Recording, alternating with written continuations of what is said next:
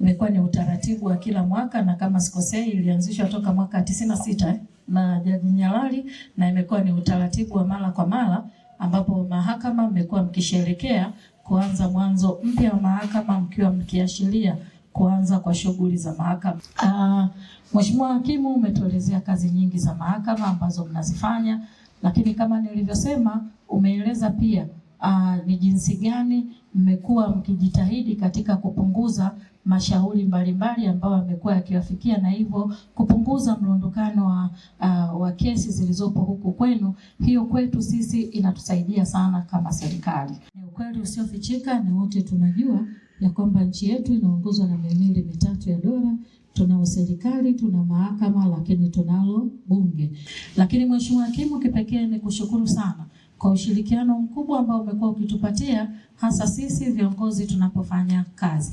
Ni imani yangu kupungua kwa mashauri mahakamani na kupungua na kwenda kwa haraka kwa spidi kwa kesi mnazozifanya inatokana pia na ushirikiano wa mihimili ambao nimeisema, na hasa katika wilaya yetu tukiongelea serikali pamoja na mahakama.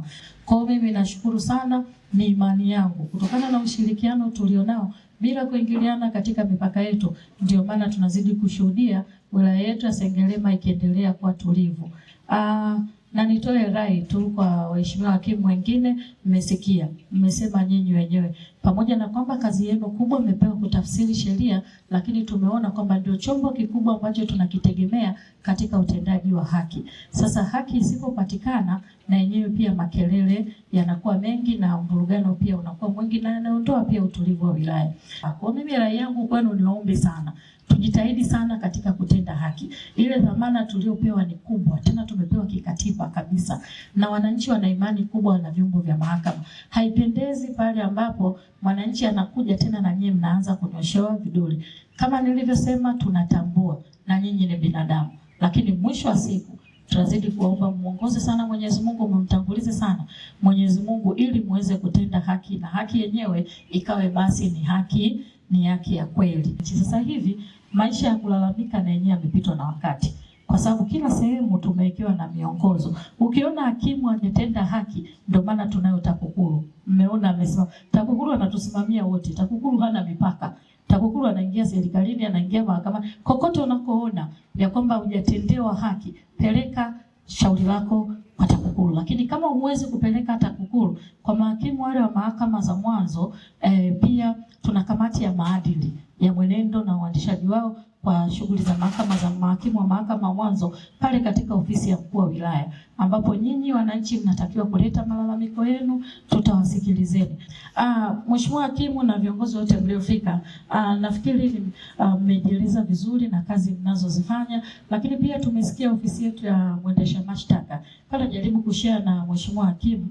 Waendesha mashtaka mna kazi bado ya kutoa elimu sana katika wilaya yetu ili watu waweze kutambua uwepo wenu, kwa sababu wengi hawajui shughuli ambazo mnazifanya. Siku hizi kesi haziendi tu, na ndio maana pia hata majalada yamepungua ule mrundikano.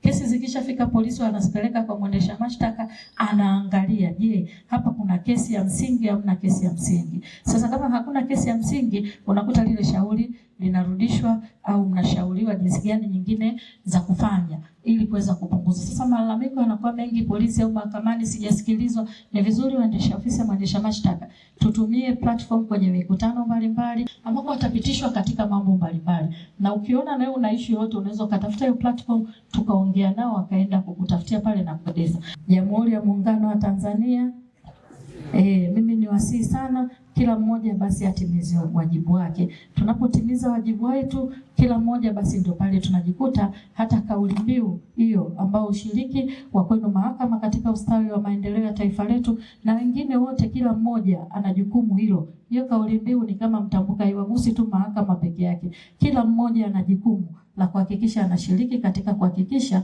tunaleta wote maendeleo au ustawi wa taifa letu.